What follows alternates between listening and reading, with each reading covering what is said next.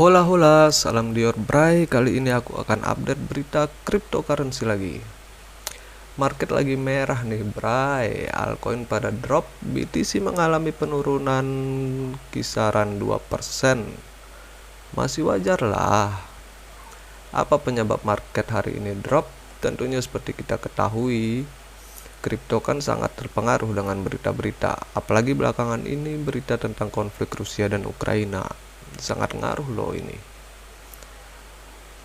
Kita cek di Bitcoin dominannya. Bitcoin dominan masih berada di 42 sekian. Kali ini aku akan bahas konflik Rusia dan Ukraina. Apa dampak bagi market kripto gitu. Berita terbaru yang kudapat, Presiden Putin menempatkan nuklir Rusia dan pasukan pencegahan lainnya dalam siaga tinggi. Para pejabat tinggi di negara-negara NATO terkemuka telah membiarkan diri mereka membuat komentar agresif tentang negara Rusia. Oleh karena itu, Presiden Rusia sendiri, Vladimir Putin, memerintahkan Menteri Pertahanan dan Kepala Staf Umum Angkatan Bersenjata untuk menempatkan pasukan penangkal Angkatan Darat Rusia dalam siaga tempur. Di sini teman-teman, jika Rusia terus menyerang Ukraina, secara tidak langsung akan berdampak pada ekonomi dunia. Yang pertama mungkin berdampak pada harga minyak dunia ya. Serangan Rusia ke Ukraina telah mempengaruhi harga minyak dunia beberapa hari terakhir ini. Rusia sendiri merupakan negara yang kaya dengan sumber daya energi. Seperti kita ketahui ya, Rusia kan menempati posisi kedua setelah Amerika Serikat dengan negara penghasil minyak terbesar. Yang kedua mungkin ancaman inflasi. Ketegangan Rusia dan Ukraina dapat membuat inflasi di beberapa negara memburuk. Jika harga minyak dunia naik, mungkin saja tingkat inflasi di Amerika Serikat secara tahunan bisa naik hingga 10%, bahkan lebih gitu. Poin yang ketiga mungkin ada gejolak pada market saham dan kripto. Saat ini investor tengah fokus terhadap Rusia dan Ukraina. Tanda-tanda eskalasi perang membuat investor menahan transaksinya. Investor berpotensi melakukan aksi jual besar-besaran. Pasalnya, kenaikan harga minyak dunia dan inflasi karena aksi militer Rusia membuat investor khawatir dengan proses pemulihan ekonomi di dunia. Soalnya kan ekonomi dunia belum pulih nih karena COVID-19, terus ada yang terbaru kemarin Omicron, sekarang mau perang lagi nih. Jangan sampailah perang dunia ketiga terjadi. Di sini kabar yang lainnya juga ada, pemerintah Ukraina meminta sumbangan kripto. Saat ini pemerintah Ukraina menerima sumbangan yang cukup banyak juga. Orang-orang membantu gitu, berpartisipasi, apalagi yang terjun dalam dunia kripto gitu. Kalau teman-teman yang mau nyumbang juga boleh lah. Lebih dari 7 juta dolar dalam bentuk Bitcoin dan Ethereum. Sumbangan ini disumbangkan kepada pemerintah Ukraina dalam 24 jam terakhir. Ini dari berita yang baru kudapat ya.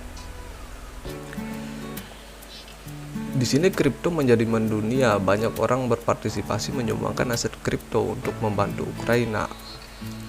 Kripto semakin dikenal dari orang-orang yang tidak tahu masalah kripto, karena sekarang ada konflik Rusia Ukraina. Orang-orang nonton TV, nonton acara-acara gitu tentang berita ini, mereka pasti tahu gitu kripto. Dan mungkin kalau yang ingin mau cari tahu apa sih kripto itu, mereka bisa cari-cari gitu informasi di Google kan bisa.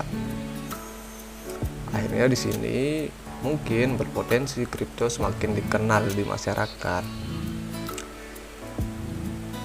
Tetapi di sini apabila konflik Ukraina dan Rusia berlanjut, donasi kripto mungkin dicairkan untuk membantu infrastrukturnya ya, Kan kita tahu sendiri kalau Ukraina itu kalah dalam segala hal lah dari negara Rusia sendiri. Dari persenjataannya, bahan pangannya, mungkin selama peperangan kan pasti susah tuh semuanya.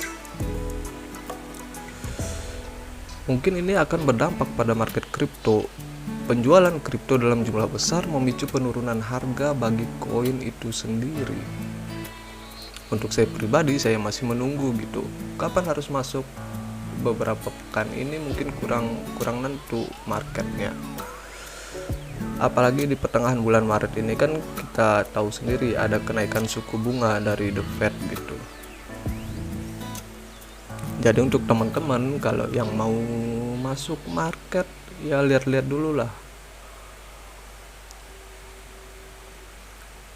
Kalau saya sendiri condong untuk berinvestasi jangka panjang di kripto. Jadi saya lagi nunggu momen gitu, kapan yang tepat untuk masuk market. Saya juga biasanya di sini nggak langsung all in untuk membeli koin gitu. Bisa beli dengan cara dicicil DCA gitu, dollar cost averaging. Untuk saya pribadi ya, kalau saya sih berharap BTC-nya bakal turun ya kalau ada pemberitaan kayak gini, apalagi The Fed nanti. Tapi penurunannya itu pasti cepat balik lagi gitu. Untuk saya pribadi masih menunggu momentum BTC turun di angka 300 mungkin harga pertama untuk saya masuk. Lalu pembelian kedua saya mungkin ada di kisaran 32.700, 32.600, 32.700 lah. Ini sendiri saya sudah persiapan gitu apabila BTC jatuh ke harga tersebut. Ini kan andai kata aja beraya, kalau skenario market untuk turun sampai di harga segitu, ya saya mempersiapkan diri untuk masuk di harga sekian. Sebenarnya saya sendiri berpendapat di sini tahun ini market masih bull run gitu. Koreksi yang dialami BTC masih wajar, apalagi tahun 2021 kemarin BTC baru menyentuh ATH barunya kan. Koin atau token yang sudah menyentuh ATH barunya pasti akan mengalami koreksi dulu gitu. Semakin grafik itu naik, pasti tekanan untuk penurunan itu sangat tinggi. Begitu juga sebaliknya. Para investor bermodal besar atau biasa kita sebut di kripto para paus-paus ya, pastilah melakukan take profit, apalagi bila sudah mendapatkan keuntungan yang cukup lumayan. Kalau strategi saya sendiri sih selama profit, ada profit 30%, kalau bisa dapat di atas 30%, modalnya ditarik lah, modalnya nanti bisa diputar-putar lagi gitu. Biasanya saya begitu, dan sisa keuntungannya saya biarkan gitu. Nah, nggak tahu kapan mau di take profit lagi, karena kalau untuk mindset jangka panjang kita biarkan aja tuh masih cuan. Ya mungkin sekian dulu video dari saya. Video ini untuk tujuan informasi saja ya bray. Jadi teman-teman di sini harus melakukan riset sendiri sebelum membuat keputusan. Salam Dior dan sampai jumpa di video selanjutnya. Bye bye.